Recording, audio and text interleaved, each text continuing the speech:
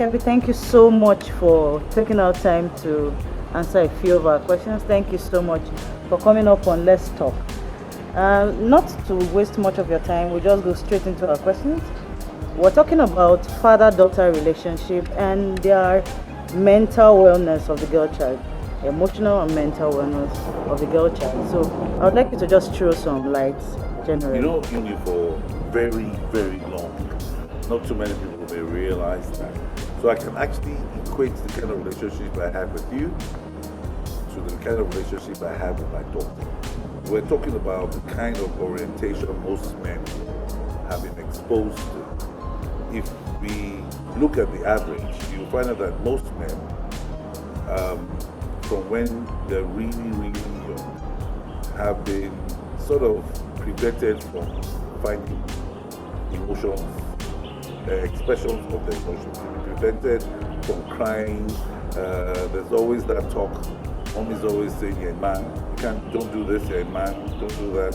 So what that happens is that it creates a superiority complex of the man child over the girl child, and so we grow up like that, and we end up marrying, and we're lucky we have a wife, or other times we make women pregnant and we have children, and when we're privileged enough we have a girl child. Now, for a guy who's grown through the mills, understanding that man is superior to woman, when he owns a child, as I'm going to use the word own here to emphasize on the kind of relationship men have with their daughters. When a man owns a child, it becomes an ego thing for the guy. He knows, because of his kind of orientation, that the girl child is weaker than him. So beyond the fact that he has to protect the child, he's protecting his own ego, inclusive of his daughter. And then through the years, the relationship between father and daughter grows. It becomes more intense. It becomes even more difficult to let go of your daughter. So your daughter here understands from the kind of relationship you have, the kind of relationship you both experience, that my daddy, I will tell my daddy for you. Because she knows that her father will rise to any occasion where she's in any challenge whatsoever. So you understand now that the backgrounding of this situation comes from the fact that the guy knows that the girl is weaker. He also knows that this is my daughter. He thinks of his ego and thinks of the relationship he has with this girl child. And all of that fused into one. It's usually a very difficult bond to break, especially for people who are emotionally predisposed.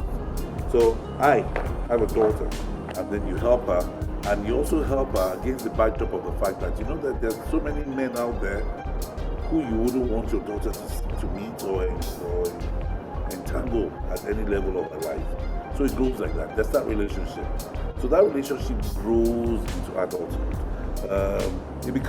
That's why, for instance, you see that it's difficult for daughters to get married, like it is difficult for some sons to break away from their mothers, So the mother's relationship, which is exactly like that, the father's relationship with daughter is, so I'm going to prepare this boy, and another one just take her away from me like that.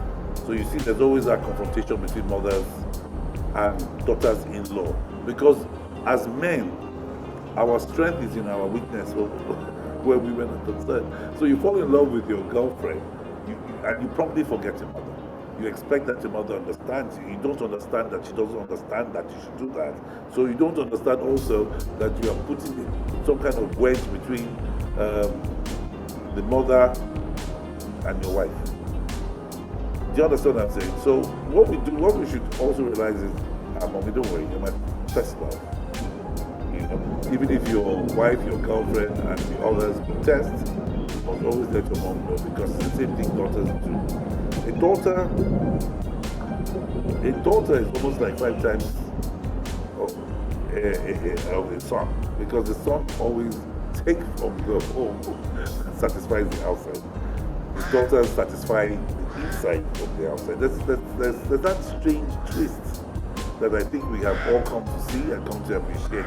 So there's a relationship between a man and his daughter that you usually cannot comprehend.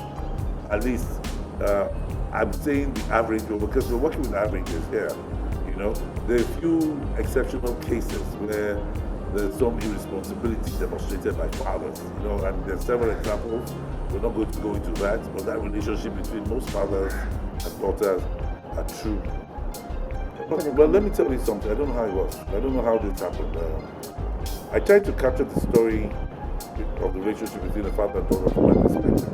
I'm going to ground it a bit further. When my daughter was old enough and her monthly cycle started, oh no, it hadn't started yet, but there had been an assignment in school. The assignment was in school was for them to research into it. And I think she was in her first year junior secondary school.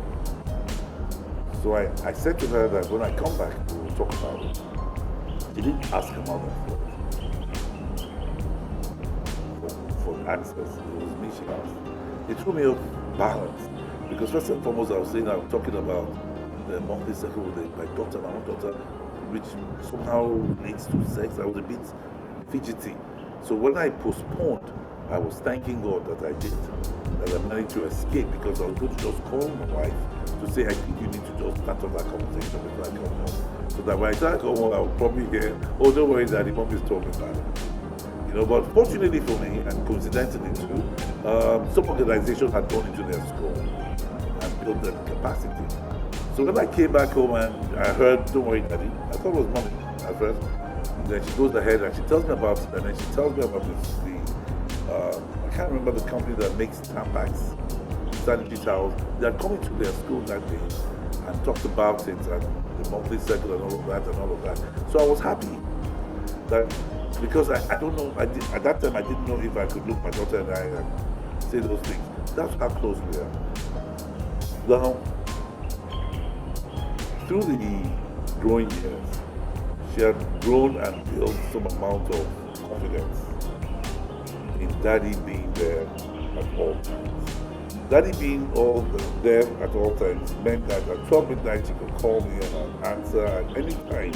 She knew that Daddy would respond. She also knew that when she had an issue with Mommy, Daddy would be there.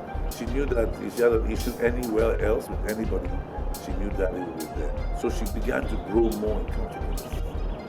You know what I mean? She grew, she found balance and confidence. No, she found balance in her confidence. You know what I mean? And that helped her grow. And she grew, and I was a bit worried when she was going to university. You know, because I was saying to myself, I don't know whether we had done her right. You know, and now she's going to be going to school. She's going to be in university, a tertiary institution, all by herself with a lot of conflicting external pressure. So I said to my wife, let's experiment. And she said, how? I said, let's take this girl to nightclub. SS3. Let's take her out. Let's pray that it's right. So we took her nightclub in. We allowed her to drink. Then the next level was for her to go with her cousins. We bought drinks for them. Go, drop them, sit in another corner.